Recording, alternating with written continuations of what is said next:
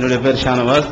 என்னுடைய கேள்வி, நம்முடைய சமுதாயத்தில் 19 ஒரு கூட்டம், வழிகட்டு ஒரு கூட்டம், முர்த தாய்ப்புன ஒரு கூட்டம் செயல்பட்டு இருக்கு. இது நம்முடைய சில இளைஞர்கள் வந்து கவர்ந்து இழுக்கிறாங்க. அவங்க இந்த கூட்டத்தில் நம்ம உறவினர்கள் சேர்ந்துட்டாங்கன்னா அந்த அத்தைக்கு உறவுகள் நம்ம உறவு வச்சுக்கலாமா? ஏன்னா இஸ்லாம் உறவுகளை பேண சொல்லுது. எந்த எச்சரிக்கை இருக்கணும் இடத்துல? இந்த 19 சொல்லி ஒரு கூட்டம் என்ன 19 குரான் எல்லாமே இந்த 19ங்கிற நம்பர்ல தான் கட்டுப்பட்டு இருக்குது அப்படின்னு ஒரு புத்தகம் ஒருத்தன் எழுதினான், ரசாது கலிபாண்டு. அதை இவங்க கூட்டியும் பார்க்கல, கணக்கும் பார்க்கல, கண்ணை முடிக்கிட்டு நம்பிக்கிட்டு என்ன செய்யறாங்க, 19 எல்லாமே அடங்கி இருக்கு, அதிசயமா இருக்குது, அவர் தான் கண்டுபிடிச்சாரு அப்படின்றாங்க. அது அவன் சொன்ன அவ்வளவு கணக்கும் பொய்ங்கிறது நம்ம நினைஞ்சிருக்கிறோம். இங்கே சீடி போட்டு படம் போட்டு எழுதி காட்டி உங்களுக்கு பல சந்தர்ப்பத்தில் விலைக்கு அது சீடிகளாக இருக்கிறது.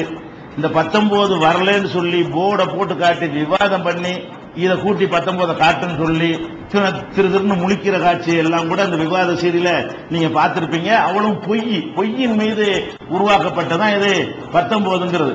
எல்லா நம்பர்கள்லயுமே எல்லாமே இருக்கு. குர்ஆன் எடுத்து பாத்தீங்கன்னா சில நம்பருடைய கூட்டு வந்து 1ல வரும், சில நம்பருடைய கூட்டுப்புள்ளி 2ல வரும், சில நம்பருடைய 3 வரும், சில நம்பர் 4 வரும், 19 வரும். 19ங்கிறது சில சூறாக்கள்ல 19 எழுத்து இருக்கும், சில ஆயத்துகள்ல 18 எழுத்து இருக்கும். இவன் 19 உள்ளதா எடுத்து வச்சுட்டு பாத்தீங்களா 19 இருக்குங்கிறான். சரி 19 இருக்குல்ல, இதுல 18 இருக்கு என்ன சொல்ற, இது 17 இருக்கு என்ன சொல்றேன்னா பதில் இருக்காது. நீ 19க்கு சொன்ன மாதிரி நம்ம என்ன செய்யலாம், 17க்கு இது மாதிரி நம்ம நிறைய எடுத்து போடலாம், 15க்கு இது மாதிரி சொல்லலாம், 10க்கு சொல்லலாம். இது ஒரு கான்செப்டே கிடையாது. இது வந்து ஒரு மூடத்தனம்ங்கிறது தெளிவா விளக்கிட்டோம். பிளஸ் தன்னை அல்லாஹ்வுடைய தூதர் வேற சொன்னாங்க. நான் இதை கண்டுபிடிச்சதுனால நான் வந்து அல்லாஹ்வுடைய தூதரு அப்படின்னு அவன் சொன்னான். அவன் யூத கைக்கூலி அவனே ஒத்துக்கிட்டு இருக்கிறான். அந்த புஸ்தகத்துல யூதர்கள் தான் எனக்கு இதை சொல்லி தந்தாங்க, அவங்க தான் எனக்கு குருவா இருந்தாங்க, இந்த கணக்குக்கெல்லாம் ஒத்துழைப்பா இருந்தாங்கன்னு அவனுடைய அந்த புஸ்தகத்துல எல்லாம் சொல்லி இருக்கிறான். இப்ப அதெல்லாம் கேள்வி, இவர்கள் இஸ்லாத்தை விட்டு வெளியே போய் குர்ஆன் மட்டும் போதும்னு சொல்லி குர்ஆன் வேணாம் அந்த கிறுக்கன் சொன்னதுதான் குர்ஆன் சொல்லி என்ன செய்யறாங்க, வழிகட்டு நாசமா போயிட்டாங்க. கேள்வி என்னன்னு சொன்னா, இந்த மாதிரியான ஆட்களோட நம்ம உறவு வைத்துக் கொள்ளலாமா அப்படிங்கறத கேள்வி. உறவினர்களை அனுசரித்தல் என்பது இஸ்லாத்துல வந்து வலியுறுத்தப்பட்ட ஒரு விஷயம். சொந்தக்காரங்களை என்ன செய்யணும், அனுசரிக்கணும், உதவி செய்யணும் என்பதெல்லாம் அதுல வந்து மாற்று கருத்தே கிடையாது.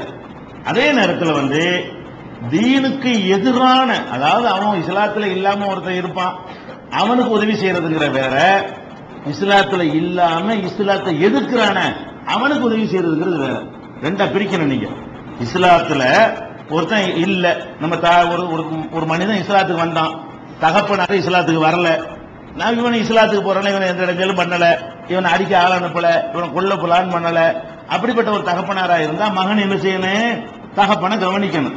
அஸ்மா ரலியல்லாஹு அன்ஹா அவர்கள் ரசூல் ஸல்லல்லாஹு அலைஹி வஸல்லம் அவங்கள்ட்ட கேட்பாங்க, என்னுடைய அம்மா வந்து இஸ்லாத்தை ஏத்துக்கறல, அவங்கள வந்து நான் அனுசரிச்சு அவங்களுக்கு சோறு போட்டு நான் அவங்களை காப்பாற்றலாமா அப்படின்னு ரசூல் ஸல்லல்லாஹு அலைஹி வஸல்லம் அவங்கள்ட்ட அஸ்மா கேட்பாங்க. அஸ்மான்னா ஆயிஷாவுடைய தங்கச்சி அக்காவ சகோதரி கேட்பாங்க.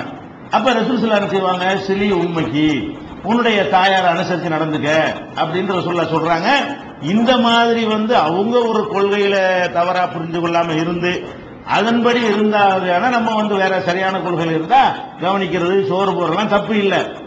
ஆனால் தீன் விஷயத்துல உங்களுக்கு எதிராக செயல்படுவார்களே ஆனால் அவங்களுக்கு நீ உதவி செய்யக்கூடாது. இன்னமா யன்ஹாகுமுல்லாஹு அனில்லதீன காத்தலுக்கும் ஃபித்தீன், தீன் விஷயத்தில் உங்களோடு மோதுகிறவர்களுக்கு உதவி செய்வதை அல்லாஹ் தடுக்கிறான். குர்ஆன்ல அல்லாஹ் சொல்லி காட்டுறான்.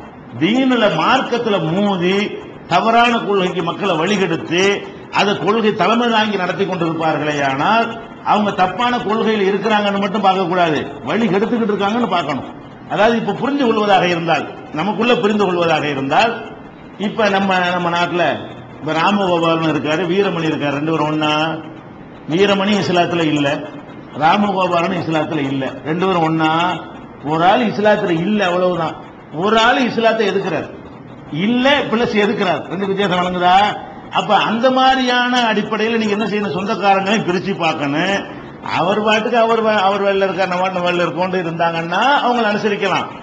நம்மளையும் கெடுத்து நம்மளோட நம்ம பிள்ளையும் கெடுத்து நம்ம சொந்தக்காரங்களையும் தப்பான வழிக்கு இழுத்து அதன்படி நம்மளையும் சேர்ந்து வழிகெடுத்துட்டு போயிருவாங்க என்கிற அளவுல இருப்பார்களே ஆனால் அப்ப அவர்களோடு உள்ள எல்லா விதமான உறவுகளையும் தீனுக்காக என்ன செய்யணும், பகைத்துக் கொள்ளணும். அதான் ரசூல் ஸல்லல்லாஹு அலைஹி வஸல்லம் அல்லாஹ்வுக்காக பகைத்து அல்லாஹ்வுக்காக நேசிச்சவர்களுக்கு அரிசிக்கு கீழே நிழல் கிடைக்கும்னு சொல்றாங்க இல்லையா?